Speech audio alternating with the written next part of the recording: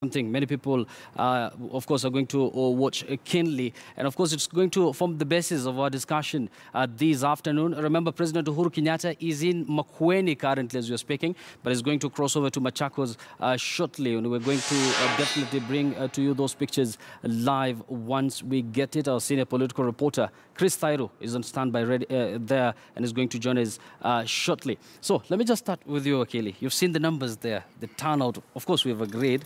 People who turn up for political rallies don't necessarily mean, elections will turn out the same way. But do you think Isaac Ruto is a force to reckon with in Bomet? And might he change the numbers for Jubilee? Because in 2013, Jubilee got a whooping 93%. Yes. Thank you very much. And it's very important to mention the issue of how strong Isaac Ruto is on the ground. Mm-hmm. And the numbers, as we see, are expected because he's a member of the Pentagon, that's his home turf, and probably he's on the Pentagon because he also wants to prove that he can bring the votes. Mm-hmm. And when looking slightly over 322,000 registered voters, the chances of Isaac Ruto delivering Bomet is extremely high. In fact, I look at Bomet as a battle of titans between Isaac Ruto and Jubilee representative for the governorship. Mm-hmm. Then it's also a point that Raila wants to prove, because remember the last election, 2013, he only got 5%. The tide was really against him. And so it's an election in Bomet that is quite interesting in terms of seeing how Isaac Ruto would deliver. But knowing Isaac Ruto and following Isaac Ruto for quite some time in terms of political patronage of Bomet, mm-hmm. he's a very grassroots person. So the chances of him delivering that vote for Bomet mm-hmm. to NASA is very high. Captain, you are part of the NASA, and I'm sure you of course, you've already launched your manifesto. That was earlier this week. And this is a man who has been championing, devolution time and again. Actually, the people who are saying the rift that is between Ruto and Jubilee has been caused by, issues to do with devolution. Do you think he's the man to watch this time around in Rift Valley, especially in the South Rift, at least? Definitely. What has changed is the circumstances, but the key players of Bomet politics are still the same. Mm-hmm. Isaac Ruto is not a newcomer. He was there and he delivered victory as the incumbent governor of that time. He's still a key player and he has worked his way through the South Rift, not only in Bomet, but to cut a notch for himself as a new kingpin in the South Rift. Mm-hmm. Regardless of the challenges, anticipated challenges he is facing now. However, the circumstances that time that were used by Jubilee, by then URP as a party, to whip the voters is different from this time round. There was the Hague factor that our son is going to the Hague. There was sympathy. The battle of hearts and minds was very successful. Mm-hmm. This time round, things have changed. There's a fallout in the whole of Rift Valley, including the North Rift. Mm-hmm. And no doubt Isaac Ruto is still the same man who delivered that 100 plus over votes. Mm-hmm. And we believe he is trying also to take up the challenge and measure up to the task mm-hmm. as a principal partner in NASA. And his Mashinani party is one of the anchor parties mm-hmm. In the NASA coalition. Mm-hmm. So our belief is that, like an indication, yes, of course, the turnout of rallies is not perhaps 100% prediction or indication of the voter, mm-hmm. but it is an indication that people are willing to listen. People want to hear. It is only a matter of time mm-hmm. before they reach a decision where to support. And now we believe they are leaning towards NASA. Brian, we'll come to Machakos shortly, but I'm sure you're well conversant with Bomet as well. Absolutely. We know very well that, his opponent, Ruto's opponent, is another person who is well-known politically speaking. She is the current Deputy Speaker of the National Assembly. Absolutely. And if you've been watching NASA's rally for the last 1 or 2 weeks, Ruto has been missing in action. Yeah. People are saying he's really concentrating on the ground. Do you think he's in some sort of a panic mode because of the upsurge of Loboso and her supporters? I think it would be good. It would be, nice if he galvanizes his base because, of course, it's a vulnerable, jurisdiction mm-hmm. when it comes to defending his gubernatorial seat. And having said that, you realize that, as you said, Loboso Joyce is not a pushover, is not a small person when it comes to, the role she's occupying in the National Assembly. Mm-hmm. And her, of course, getting the support that she's actually enjoying from the party of the land when it comes to, you know, the party which is very popular within the Rift Valley. She has to ensure that she's able to prove to the party that she is the right candidate to shake off, you know, that kind of seat from, to get that seat from Governor Isaac Ruto. But again, I must confess that Governor Isaac Ruto is a man I do admire, especially when he is actually opens his mouth to speak. He's a man who excites me a lot. And if he is able to excite me as a Kipsingis or an Kalenjin, then he's likely to excite more of those whom he normally actually has a direct connection with, politically speaking. And therefore, this county is one of the counties that we as political pundits are actually having a very keen eye on, because it's going to be a very close one. There will be, the fight will be so intense, the competition will be so intense, and whoever actually convinces the masses, despite all other factors held constant, will be able to run away with that seat. Of course, we have elections to end, you know, this kind of contest. So do you think up until now, do we have like a clear winner, or Jubilee also has some chance there? No, in politics, you can never have a clear winner until the day of the voting. And we've said before in these discussions, and my colleague Captain has just mentioned it, numbers and huge crowds like this count to nothing until the 8th. So what politicians do and specialize in doing is to maintain the momentum, so that by 8th you have something to take home about. But in terms of numbers, it can keep changing, and politics is very, very dynamic. Yesterday, if you read the opinion polls, Uhuru is leading with about 48%, and Raila with 43%, but it can change next week, depending on what happens in over the period of time. So things change. Of course, the pictures our viewers are seeing there, those are live pictures from Bomet County, where we expect the NASA leaders to address their supporters any moment from now. And remember, we're going to bring it to you live once those leaders start selling their NASA agenda to the people of Bomet there. Let me just come back to you, Captain. What do you think sells, you know, Isaac Ruto in Bomet, you know? And there, of course, there's the other Ruto. That is I think the difference is the spelling. One has one T, the other has two T's. But let me just refer to him as the deputy president. Of course, he's the current deputy president. What do you think will give him an upper hand? You know, because the deputy president has had a very strong grip on the Rift Valley. Very well. Unfortunately, the scenarios in the Rift, the larger Rift Valley, and the political dynamics have always, it was South Rift against North Rift. You remember the late Kipkalia Kones was obvious a de facto kingpin of the South Rift, especially Kericho, Bomet, and all this, the larger Kipsigis community. After him, there is no vacuum in a society leadership or political leadership. I'm very sure the larger Kipsigis are warming up to adopt Isaac Ruto as their de facto political mouthpiece. That gives him a leverage. Understanding the background and their heritage and their traditions, just like from where me and you come from, the leadership of gender is always, there's parity in our heritage and the culture based on traditions. Sure. As well, the pastoral is now community of the Rift. So you see, Loboso is getting challenged from their heritage in one way or the other. Brian, everything has a beginning. Do you think it's about time Bomet might get the first woman governor? Just continue. Now, coming back to the comparison of who is in charge and who stands a chance between the VP and the governor. My take is already there was a lot of hostility from the South Rift towards the deputy president. There was a by-election.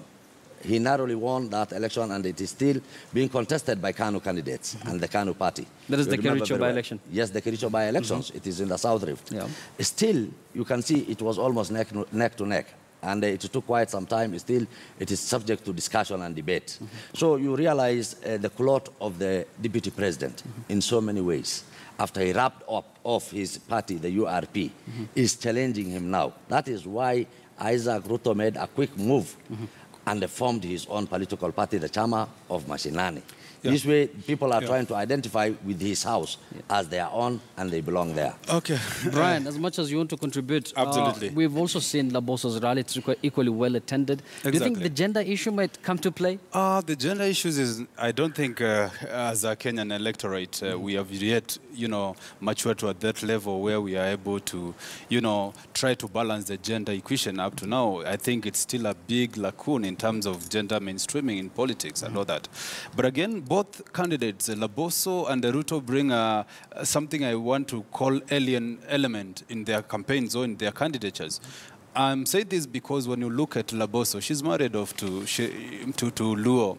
Her husband is a Luo, and the electors, I mean, the voters are having a feeling that she left us and she's not one of us. So we don't know why she's coming actually to ask for votes here. It's just the same as the Cecily Mbarire issue. Remember, she's the current member of parliament of Sotik. It is, it is. So there's that kind of feeling again. The larger Bomet is not a Sotik where she represents. Sotik is a smaller, constituency compared to the larger Bomet constituency, county.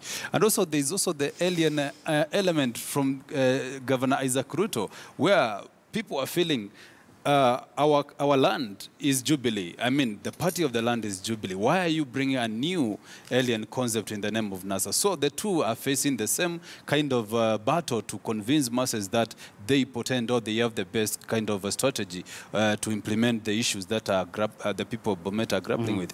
But having said so, I think the ground is still, it's still a bit early for me to say that any candidate will take this mantle, owing to the fact that politics change, the dynamics change anytime within a very short time, and how they are going to behave or to campaign from now onwards for the next 37 days or so will actually play a very key role in terms of swaying. Can you refer to it as a battle of titans because of the numbers? Absolutely. Anyway, hold on to that. Speaking of the battle of titans, that is between the current Deputy Speaker of the National Assembly, Joyce Laboso, and the first COG chairman, Isaac Ruto, is also the chair of the Chama cha Mashinani. Let's take a look at some of the politics between these two individuals and what exactly they had to say in previous meeting.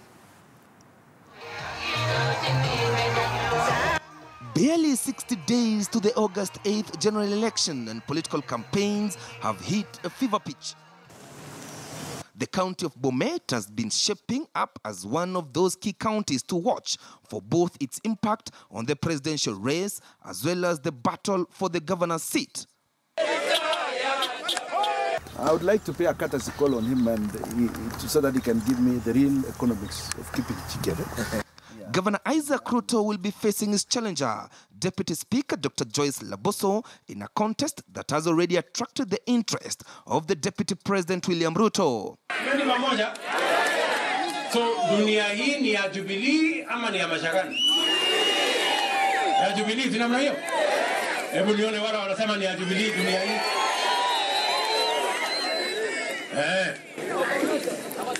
Ile mtu ya Mashakani si anaenda nyumbani? Governor Isaac Ruto has since joined the opposition National Super Alliance and is a member of the so-called NASA Pentagon, having been promised the position of Deputy Chief Minister in charge of devolution. Those in Jubilee feel that his goose is already cooked, since the region is perceived to be a Jubilee stronghold. But Governor Ruto is defiant.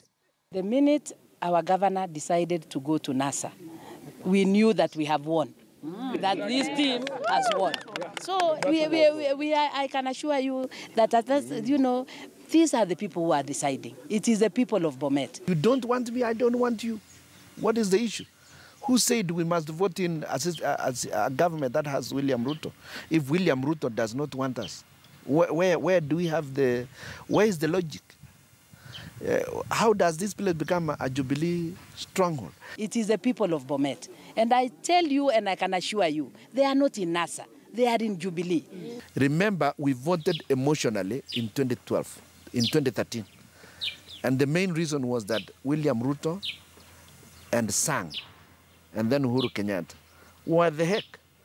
We were basically voting in this region to get them out of the heck. Isaac Ruto will be banking on how Bomet voters view his development record for the past 4 years as governor and even as chairman of the Council of Governors, where he sought to position himself as the champion of devolution. Dr. Joyce Laboso has been campaigning on a promise of change. Obviously, every decision has consequences, like they said in 2012. It's never smooth sailing in any political duel. It's important for leaders to make up their mind, decide on the best thing, and move to convince even those who are skeptical and those who are ardent critics. How can we change the lives of people of Bomet? How can we address the poverty issue? You can see all this crowd that is here. Most of them, it is about gorogoro. Even something for us to go and have something that we can give our children today. So high poverty levels. Bomet County has a total of 5 constituencies. In terms of the potential voters, Bomet Central has 46,353 registered voters. Bomet East with 41,009. Governor Ruto's home constituency, Chepalungu, has 51,267 registered voters. Sotik, where Laboso has represented in the National Assembly for 2 terms, has a mouth-watering 57,911 voters. Konoin constituency has 55,818 registered voters. Kama hapa Bomet town, tuko na shida kama watu wanauzia kwa mabarabara. Tunaona sasa itakuwa riski hata kwenye wanauza kwa barabara hawana soko. Kuna kazi zingine tukiuliza county anasema hiyo ni ya national government. Lakini wananchi hajaelewa ile ya county government na ile ya national government. While Isaac Ruto has picked a running mate from Konoin constituency, which has the second highest number of registered voters, Dr. Laboso has picked Dr. Hilary Barichok as her running mate, and he hails from Bomet East, hence leaving Bomet Central as the swing vote constituency. It's not her choice. She knows herself that it is a tough task ahead, but she has been promised that if you lose the seat, you become the Speaker of the National Assembly or a cabinet secretary. One of the things I would love to be a governor in Bomet is, first of all, to stop the shenanigans, to stop the chaos, and to focus on development. The ultimate decision rests with the 256,000 registered voters in the South Rift County, who continue to raise pertinent issues that should be prioritized. Serikali ya kaunti hajafanya kazi kama hii barabara ya town hajafanyika. Sasa tunataka afanye hiyo kazi before hata kule mashinane maneno ya barabara. Congratulations to Isaac Ruto, amefanya kazi kubwa sana. With Governor Ruto having the advantage of the incumbency and having been in politics for 2 decades now, political pundits feel his challenger Dr. Joyce Laboso will be banking the fact that she has the backing of the Jubilee Party and the perceived Rift Valley political kingpin, Deputy President William Ruto. Chris Deru, KTN News. Clearly, it is a battle of titans there between Joyce Laboso and Isaac Ruto. Many thanks, Chris Thairu, for that. He was in Bomet not a long time ago, but he is currently in Makueni. That is where Jubilee are currently leading a campaign there to woo voters from the larger Lower Eastern region. Now, Chris, a very good afternoon to you, and perhaps what is Jubilee's agenda this time round?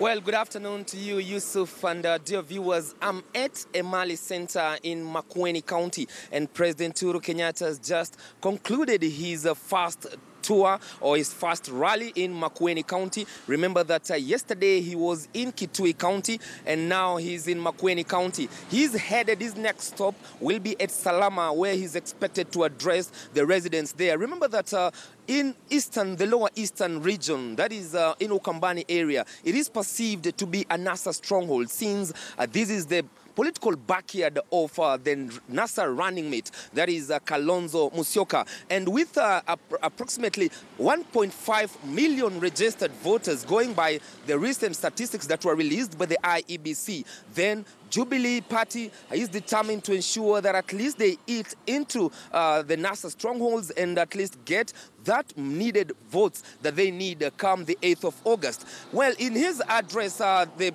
president and his deputy, since the deputy president is accompanying the president in his campaign trail, they continue to poke holes on the NASA manifesto, claiming that the NASA manifesto has no clear direction on the projects or the development projects that they intend to initiate for the people of the lower eastern region. And according to them is that they've perused the NASA manifesto, they've gone over it, and they've not seen any tangible issue that or any new issue that they're bringing to the people of Ukambani. And one of the issues they talked was about drilling boreholes for the people of Ukambani. Remember that Ukambani area has been a semi-arid area, and water has been one of the main necessities that they've been trying to look for. And going by what the president has indicated is that they have already dug more than 100 boreholes in Ukambani region, and they will continue to dig more so that the people of this region can get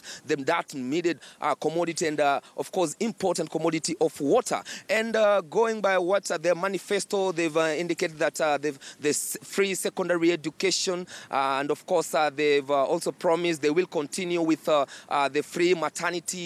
He's also continued talking about the SGR, now that the standard gauge railway, which actually is just passes here where we are, it will continue up to the border, because we know that right now it's operating only from Mombasa to Nairobi, and the promise is that now it will get up to Malaba border, that's in Uganda, and of course through Kisumu. And most of the issues that they've talked, it's all about trying to campaign for themselves, saying that what they've not done, then they should be given another 5-year term so that they can conclude the promises that they've actually told Kenyans in the 2013 and now that we are heading to the 2017 general election. But interesting is that they have been, since in Kitui yesterday and today, in a tactical move, they've not been directly attacking the former vice president or the running mate for Raila Odinga, who is the NASA presidential flag bearer,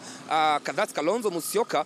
They've not been directly verbally attacking him, but what they've been saying is telling the people of Ukambani is that Raila Odinga is hoodwinking Kalonzo, and that they will not actually sail through, and that if at all the residents here really want to feel the benefits and really want to feel that they're in government, then they should support the Jubilee government. Right now, I understand that he has just landed in Salama. From Salama, he'll be heading to Wote. That's still in Makueni County, trying to seek these votes. And of course, the local leaders here, we remember that in Kitui we had a good number of sitting members of parliament who had already decamped from Wiper, and now they've already joined the Jubilee, and they will be defending their seats on a Jubilee ticket. Right here we are at Emali. The current sitting member of parliament is Regina Ndambuki, and she also vied on a Wiper party ticket in 2013. Right now she decamped to Jubilee party, and actually she was playing the host, and now they're also together. She's playing the host in all this tour. We understand that the president will take a break, that's tomorrow and Monday, before he resumes to Machakos County on Tuesday, where he's expected to continue hunting for these votes ahead of the August 8th. Remember that it's only 37 days remaining before Kenyans make that crucial decision on who will, of course, be at the State House for the next 5 years. Yusuf? Hunt for the votes will continue, and perhaps the reason as to why Jubilee leaders are not attacking the former VPs, because they know the Lower Eastern to be, or it's perceived to be, a Wiper zone. And we've already indicated that there have been some kind of defection, by members of parliament from Wiper to Jubilee. And we all know that there's some sort of infighting within Wiper. Do you think all this will come out to play to the advantage of the Jubilee outfit and give them some traction in the Lower Eastern region? Well, Yusuf, remember that 3 weeks ago or 4 weeks ago, we saw the leader of minority in the National Assembly, Francis Nyenze, and of course the senator for Kitui, that is David Musila, who is now contesting for the Kitui gubernatorial seat, coming out and talking in Kamba, telling the people that this time round they should vote for President Uhuru Kenyatta. Although they said that they were misquoted, but what we know is that there's that soundbite that they gave out. But remember that Kalonzo Musyoka still remains the political kingpin of the Ukambani politics. And of course, he can't be swayed away because he still has the support of the people on the ground. And it will be an uphill task for those who decamped from Wiper Party and joined Jubilee, because we know that this area or this region, Ukambani region, enjoys NASA enjoys the support of Ukambani region. But what we know is that it will be an uphill task for those who decamped to Jubilee Party. But let's wait and see whether that will actually play to the advantage of Jubilee. And maybe that's why Jubilee Party has taken time since yesterday, today, and of course from next week. They've ensured that they will be camping here in Ukambani region. They've sent even other leaders. Even in this tour, we have Cleophas Mailu, who is the cabinet secretary for health. Remember that he hails from this region. And interesting is that in his tour, the president is going, is being accompanied by permanent secretaries, that is those who come from this region, those who are appointed to different parastatals, those who managed to get ambassadorial positions, but come from Ukambani.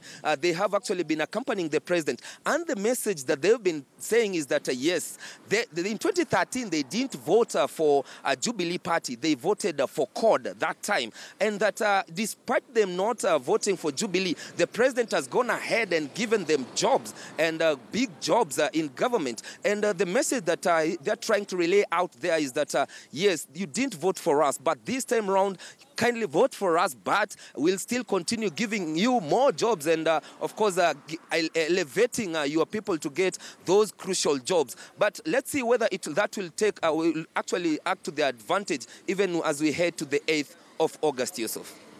Chris Thairu, that was our senior political reporter, Chris Thairu, there with some interesting observations in Makueni, where President Uhuru Kenyatta has just finished addressing his supporters there. He has postponed his tour of Machakos to next week. Brian, this is your stronghold, I must say. Absolutely. So it's very interesting observation there. Do you think, perhaps, is it safe to say that, Kalonzo Musyoka is no more the de facto leader of the Ukambani region? I think that will be far-fetched and will be a misplaced sort of narrative to say that Kalonzo is not the de facto leader of the Ukambani, community. He is, politically speaking, up to now. But again, I must say that this time round, Kambas seem to have come out in numbers to register and to correct an analogy that had been given before, or a narrative that had been given before. You remember when President Uhuru was campaigning in 2013, when he said that he told Kalonzo that his votes, if he wants to know the number of votes that he has, he needs to go to Mombasa Road and count the shrubs along Mombasa Road. And that was really demeaning. But this time around, I think they are making a statement that they have the numbers. And if you look at the 1.5 confirmed registered voters in Lower Eastern, then you combine with Nairobi, which Kamba community is the second highest after, their cousins Kikuyus. And then you go to the coastal region. Of course, Kambas is the highest non-local community in the coastal region. Then we have pockets of Kambas in Taita Taveta and, of course, Kwale. And that cannot that makes their basket close to almost 2.3 million collectively. And therefore, Jubilee government, through President Uhuru, have realized that these are numbers to salivate for, and they are doing everything to ensure that at least they run away with something. And in fact, they are on record that through some of their strategies, that they are out to capture at least 350,000 votes collectively from Ukambani, something which is doable owing to the fact that they are also endearing to the people in many ways. For instance, when you listen to Chris Thairu narration that there are some kind of good news that Kambas do appreciate that have come from Jubilee government. Look at the SGR. 3/4 of SGR, the railway line itself, when you measure, 3/4 of it is actually passing through Ukambani. So the honors is to the Kamba community to do business through this SGR and benefit themselves. There's also the issue of some of the projects that perhaps people feel also the Jubilee government has goofed in terms of implementation. For instance, the Twake Dam, that has been a very huge debate, and also the Konza City, which was actually a brainchild of the Nusumukata government of Kibaki and Raila. They feel that at this time it should have been actually seen, should have taken shape. But up to now, I think Kambas are blaming the Jubilee government for not having taken up, the implementation and fast-tracking on its construction, and therefore they feel that they have been short-changed on that. But again, if Jubilee can still actually, they can still redeem themselves by actually trying to do something in terms of giving the so-called correct position of these projects by actually stamping the authority in terms of ensuring that they peak from the ground that they are. But again, you can see that the issue of positions, when you look at the composition of the Jubilee government right now, I want to say that more or less, as Dairu said, there are some people who have been are coming from the Kamba region.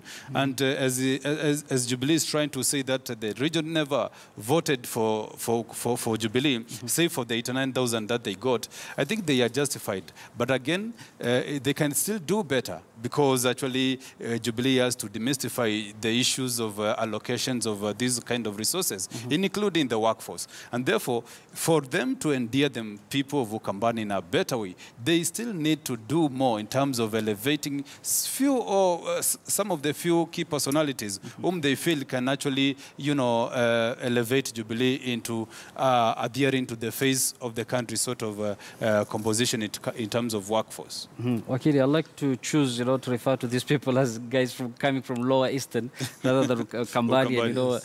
Anyway, these are people who are very much used to be part of the government, Yes. They had a vice president at some point through Kalonzo Musyoka, but they've been in the cold for the last 5 years. And right now they're still in the opposition. Of course, from the numbers, we've seen that they might not end up giving Jubilee a big number. Do you think this time around things might change in the Ukambani region? Actually, I'm looking at it in a very different way, because you have to look at the factor of Chap.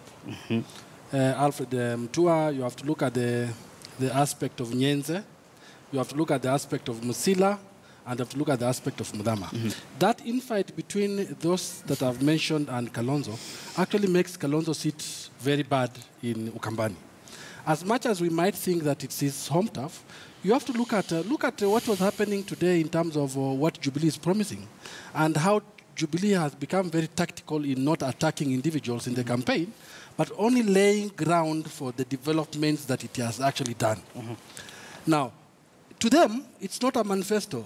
To them, are not goodies. To them, it's actuals what they have done in Ukambani. When you see them going to Ukambani with the cabinet secretaries, ambassadors, the way we are seeing, just telling the people from Ukambani that, look, we have brought your boys, your sons and daughters here. They have benefited in Jubilee government. Please support us for this coming election. Whether that going with the cabinet secretaries and the ambassadors is the right thing to do or not, that's a debate for another day. But then what I'm seeing myself is a situation whereby Jubilee is working from the perception that last election we got about 10%.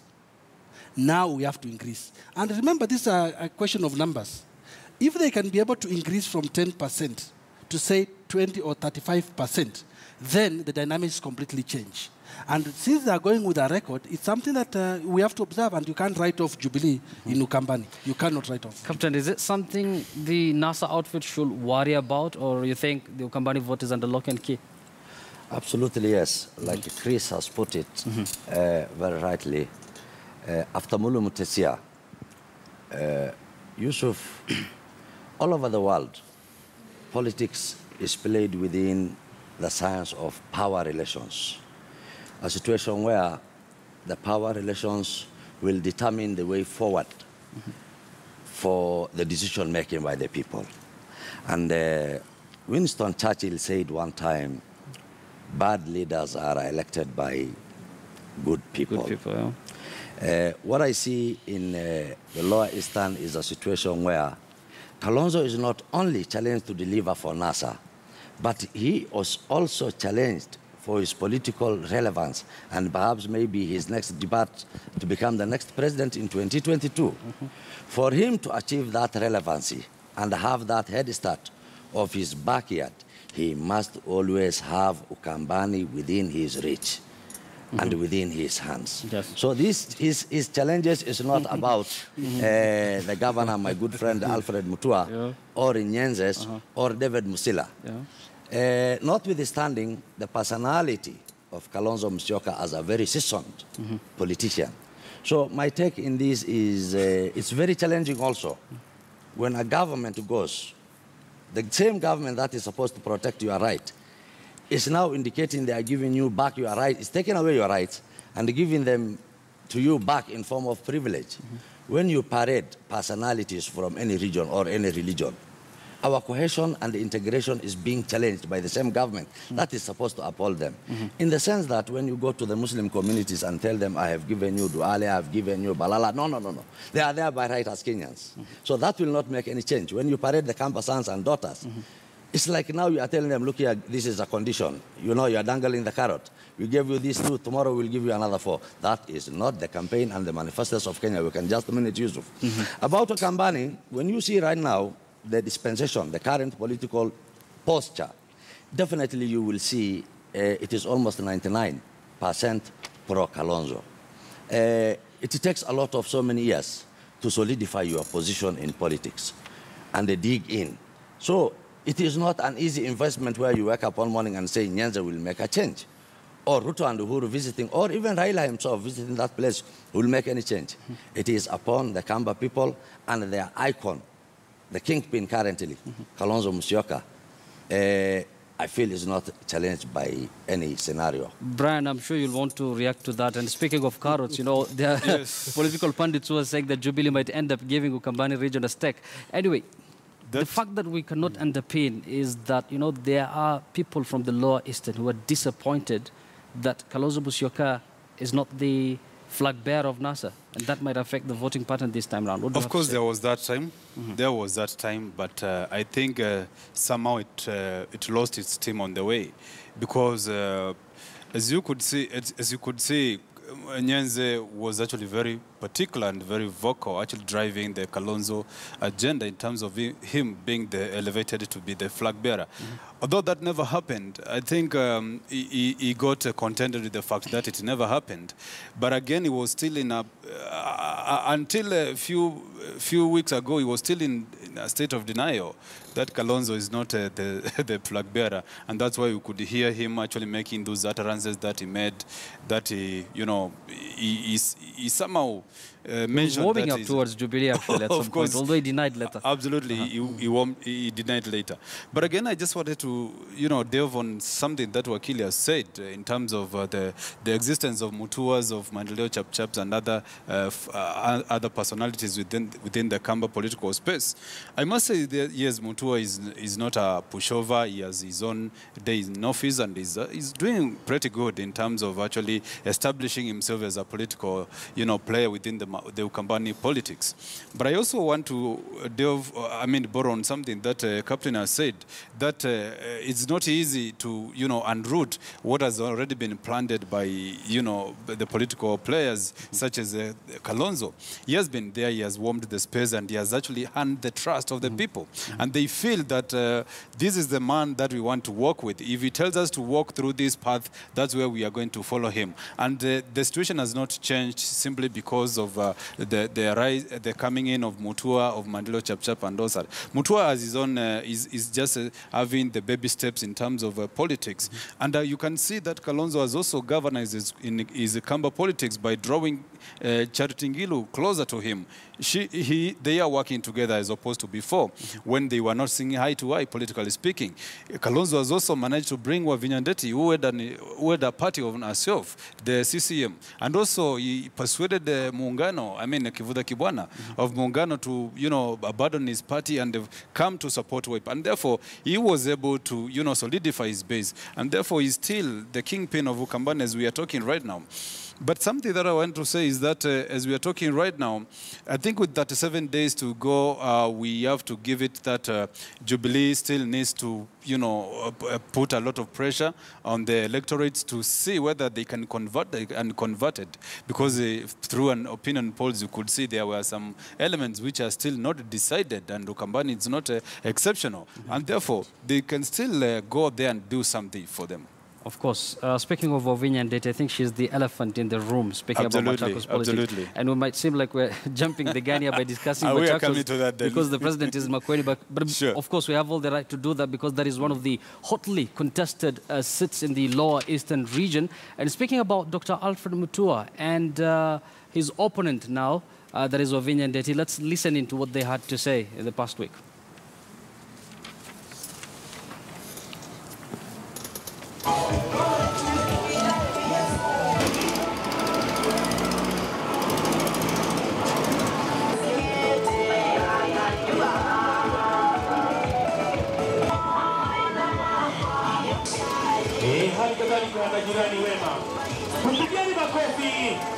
Ni jambo libaya sana ikiwa watu wa siasa wataingiza siasa kwa utelekezaji wa kazi eti waangushe Alfred Mutua. Wajue hicho tumekiona.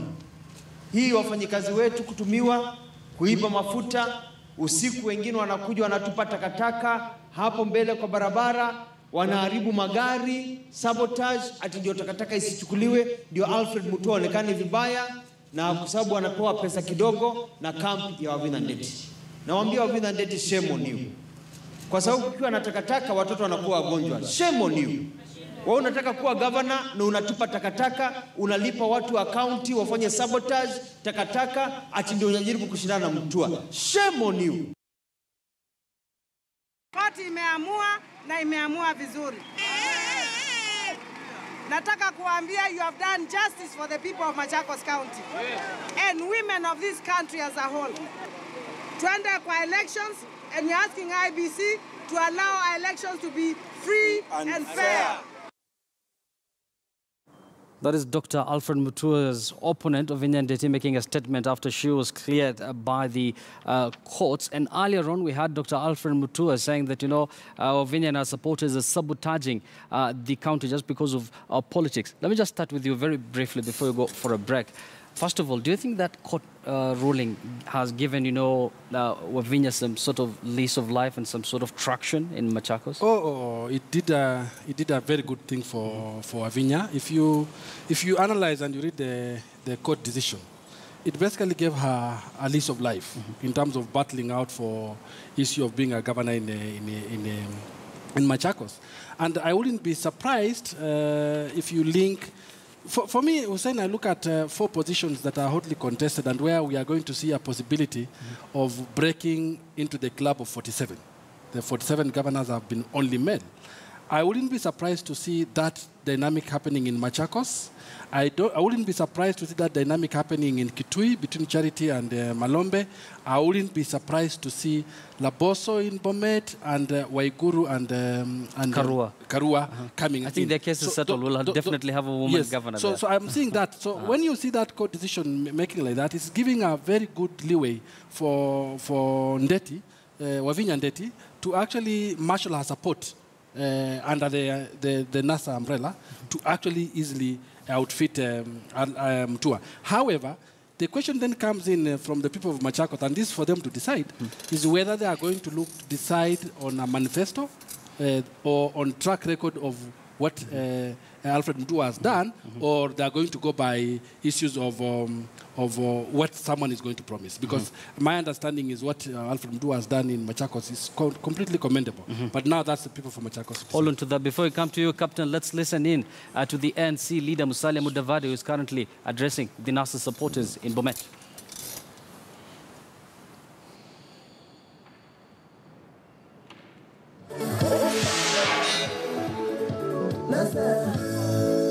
Nasa tibim, nasa tibim, sauti ya nasa nasa tibim, sauti ya nasa tibim, Baba Raila tibim, Baba Raila tibim, Kalonzo Musyoka waipa, nasa tibim, Kalonzo Musyoka waipa, nasa tibim, Mudavadi nasa tibim, Mudavadi nasa Ais. Asante DJ. Haya basi, ongea basi neno. Wasa malei, ongea gaskei.